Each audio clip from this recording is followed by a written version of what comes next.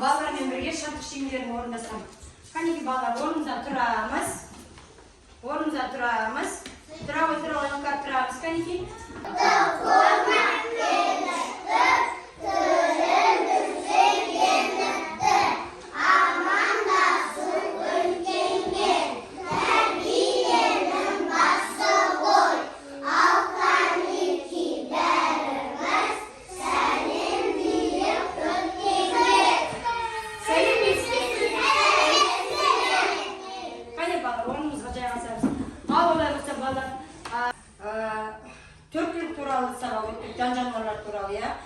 Төрт мезгіл туралы сабақ өттік, геометриялық фигуралар өттік, онға дейінгі тура және теріс санауды өттік, жыл мезгілдерін өттік.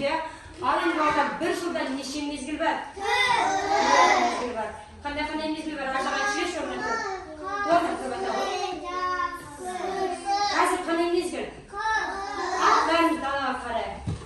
Далада қандай болып тұра барайық? Күн қандай? Балалар, дұрыс айтасыздар. Балалар, қыс мезгілінен кейін қандай мезгіл келеді? Көктем мезгіл келеді. Көктем мезгілінде күн қандай болады? Күн жылына бастайды, ағаштар гүлдене бастайды ма? Дұрыс айтасыздар, балалар. Ал ендеше ата-аналар сабақты бастамас болды. Ал үйге бақшада мақтау қағазын алып келді. Сіздің балаңызға деген мақтау сөзіңіз. Әр қадам сайын мақтау сөзбенен балаңызға жетіңіз.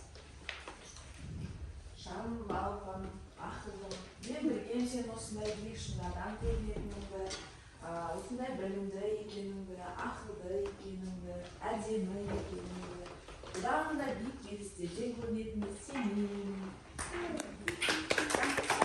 Шыны ыдыстарымыз, пресстер біздің балаларымыз сияқты тап-таза, мөп-мөлдір, шылдырлап, дауыс білдіріп тұр. Қараңыздар қалай? Дұрыс па? Дұрыс. Мынау сіздердің балаларыңыз су деп алайық. Балаларыңызға қарасаңыздар, қараңызшы, қандай сұлулықпен, тұп-тұнық, ішінде ешқандай жаманшылық жоқ. Тап-таза, таза осы мөлдір су секілді біздің балаларымыз тәп-тәпті. Біз сусыз өмір сүреміз бе? Жоқ. Аналар, біз баласызда өмір сүре аламыз ба?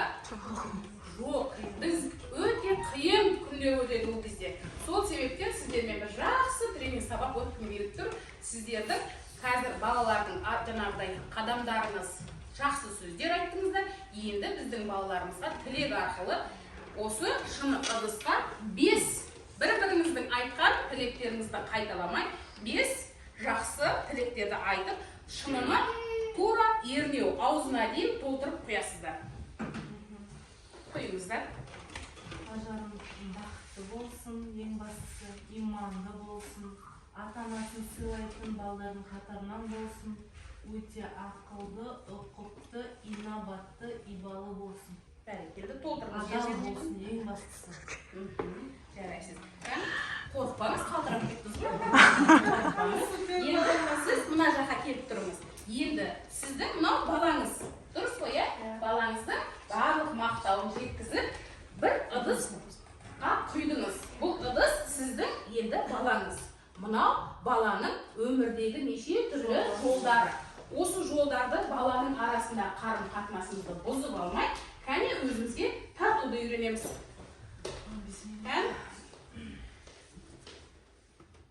Тездетіп тартамыз, үзіп алмаймыз, тартамыз. Жинап тартсаңыз бар болады. Тартамыз, өзімізге суды төгіп алмаймыз.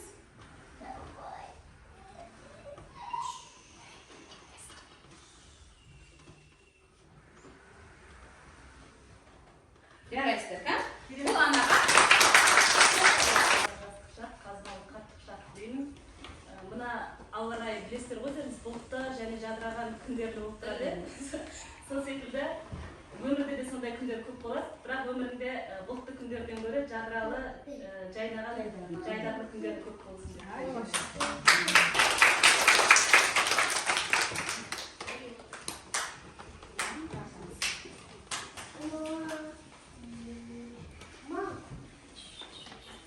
Тартамыз өзімізге.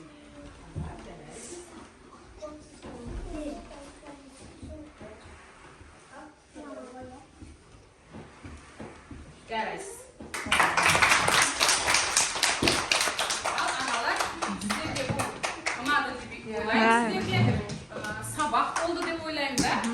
что bir qog'ozni yirtib olish uchun o'ta qattiq o'yindadingizlar. Qo'llarimiz dirildib ketdi. Сол себептен балаға ұрыспаймыз, балаға әшейін айтсақ та барлық нәрсені түсінеді. Сол себептен сіздерге рахмет. бір айтсам бола ма? Ана қағаз жыртылып кетсе, мен айтып жатқан тілек бір орындалмай қалатын сезімде болып тұрады екенсің да? Құдай сақтасын. Әрдайым орындалсын. Бірақ бұның бәрі ойын, білесіздер. Сіздердің ойыңыздағы жаңағыдай қорқыныштарды Айласқа тұрып отыра ғой балам. қарап білейік. Ал олай болса балалар шаршаған болармыз. Орнымыздан тұрып, серік түсетін жасайық. Қане орнымыздан тұрамыз. Айласқа тұра ғой балам. Тұрамыз. Қане тұрамыз. Айбар тұра ғой балам. Мен мына баклажканы қолыма алып ұстап тұрмын. Осы баклажка қалай қарай бұрылады? Солай қарай балалар бұрыламыз. Түсінікті ғой, ә? Серік түсетін бастаймыз. Тек екі көздерім мына қолымдағы ыдыста болсын. Ал кеттік.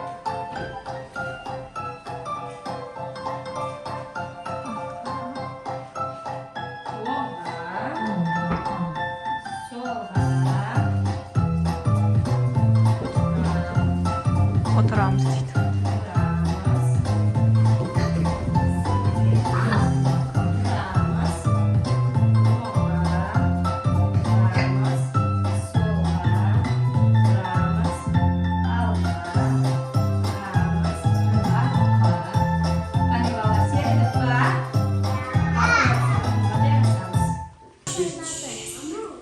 ертең мектепке ата-аналар жиналысына шақырған. Бұда қоямыз. Соған анам бара алмаймын деді. Көріп тұрсың ғой, жұмыс істеп жатырмын. Кейін сөйлесейікші. Сосын әке, осы аптада футболға барамыз деп едік қой. Астана мен Маккаби ойнайды. Қанат, басымды қатырмашы. Кейін сөйлесейік дедім. Әне шатасып кетті. Баршы бөлмеге.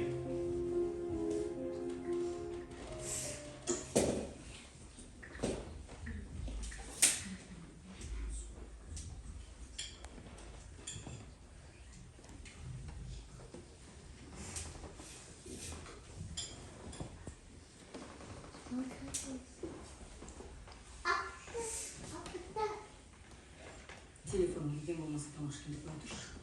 Жұмыста болсын. Мама, қатты жақсы көреміз ба? Қатты жақсы көреді екенбіз. Жақсы көреміз жаным. Мұхаммед әлі кел ағай. Тез келеміз балдар. Айласқа тұрып отыр. Орындығын тұрып отыр. Мамам қалай жақсы көреміз? Сұлулығымен дейді. Айлин кел ағай. Мамам қалай жақсы көреміз? Сұлулығымен дейді. Омар кел ағай жаным. Мамам қалай жақсы көреміз? Сүйкімділік. Ағаштың тамыры ата-ана, діңгегі тәрбиеші, жапырағы мына тұрған бүлдіршіндер. Міне осы жапырақтардың орындалу, арман тілектердің орындалуына біз себепшіміз. Сол үшін осы міне баланы біз бала бізді қалай жақсы көрсе, біз де баланы солай жақсы көреміз, солай тәрбиелейтін болса, ағаш сияқты солай жемісін көреміз.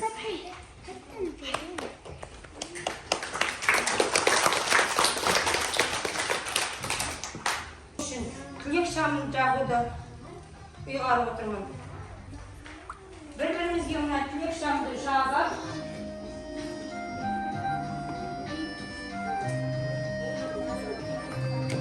бір-бірімізге береміз әрі. Тілегімізді айтып береміз.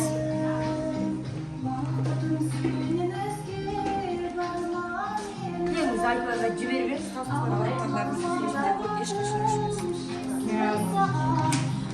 От сияқты энергияларын тасып ала отырсын.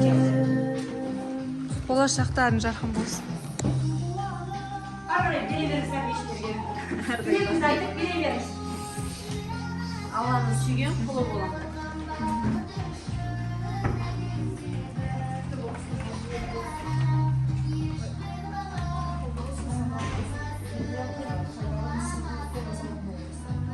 От сияқты лаулап жаңа биіктерден көрініп, әрқашан бақытты бала болды. әрдайым денсаулықтары мықты болсын, ата-аналарына мейірімді болыңдар балалар. Әрқашан биіктен көрінетіндей, лаулап тұрған сондай бақытты балапандар болыңдар. Балалар ешқашан жыламасын, ешқандай ешқандай бала ананан айырылмасын жандарынан. Аналарымызды құрметтейік, әкелерімізді құрметтейік, ұрпақтан болар жандарынан. Жарай ма? Екі дүниенің бақытын сұрайық. Әмин.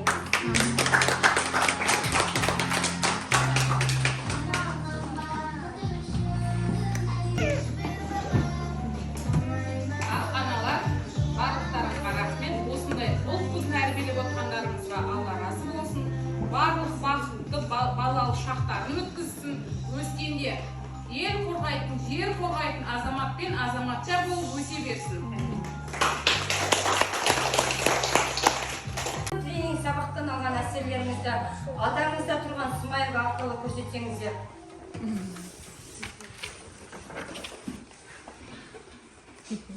Sen soyutlarınızdan.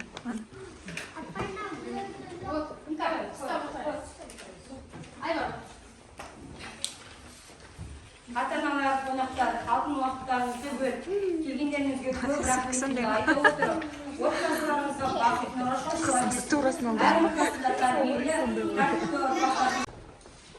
Ал мынау бүгінгі сабақтың өзі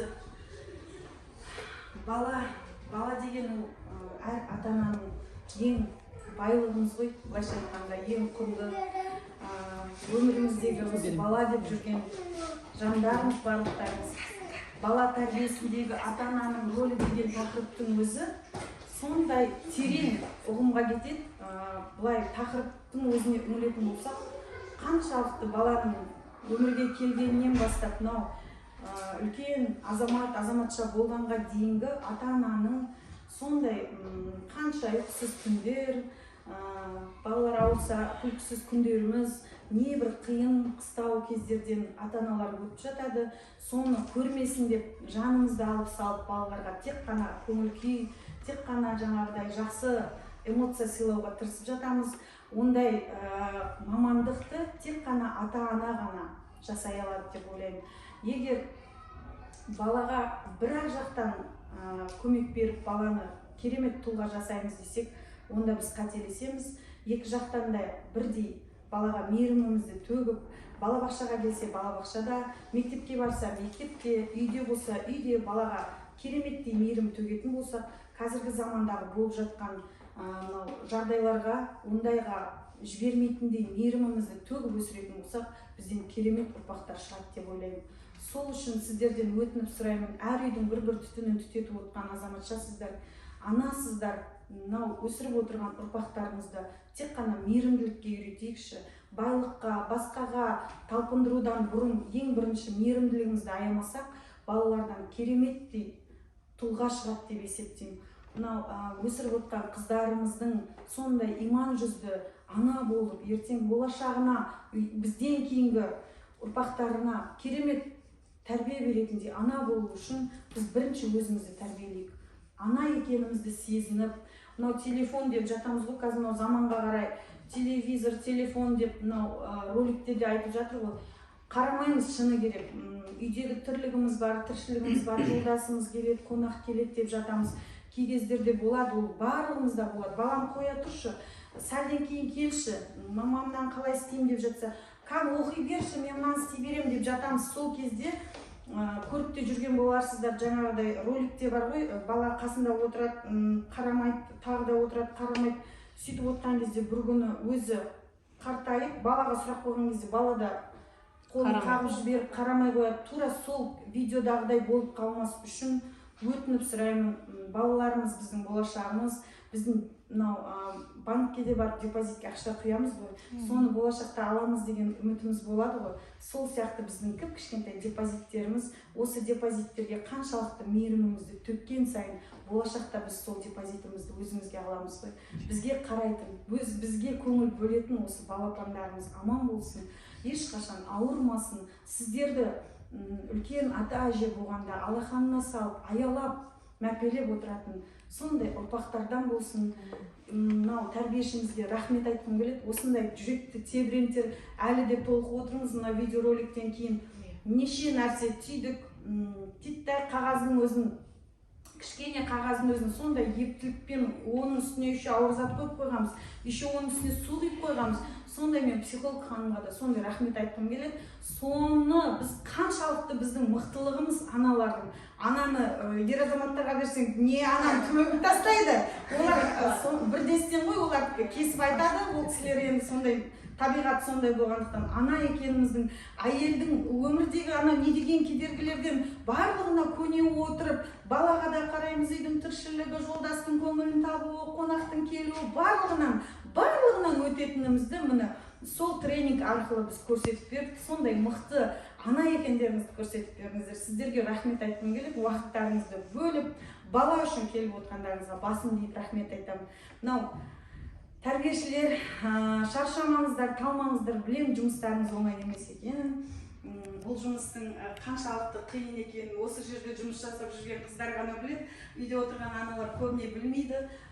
Сол кешкі 6-ға дейін баламен жұмыс жасайды біздің тәрбиешілер. Кешкі 6-тан түнгі 12-ге дейін ата-анамен жұмыс жасаймыз. Неше түрлі ата-аналар бар. Сол ата-аналардың да жүректеріне иман беріп, кішкене дұрысынан түсініп, біздің тәрбиешілер жұмысының оңай емес екенін түсінсе екен деп жатамыз. Рахметімді айтамын, Ханзада апай, бұдан да биікке көтеріле беріңіз, творчестволық табыс тілейміз. Мынау өсіріп отырған балапандарыңыз мәуелі ағаштай жайқалып, Құдай қаласа, менің тәрбиешім, менің апайым деп сізді құшағыңызды гүлге толтыра берсін деген тілекпен осындай Осы қасиетті мекеннің ішінде бала тәрбиесін маңызды қылып ең бірінші орынға алатын болсақ, барлығы да тыныш, барлығы да көркейе түсетіні белгілі бізге. Сол себептен дәл қазір менің аузыма бір мақал түсіп келіп тұр. Ел болам десең, бесігімізді түзеп дейді. Бесігімізді түзеп, жақсылап әлдилеп, жақсы сөзбен тербетсек, барлығы да бізде мықты болады. Біз мықты ата-анамыз. Рахмет.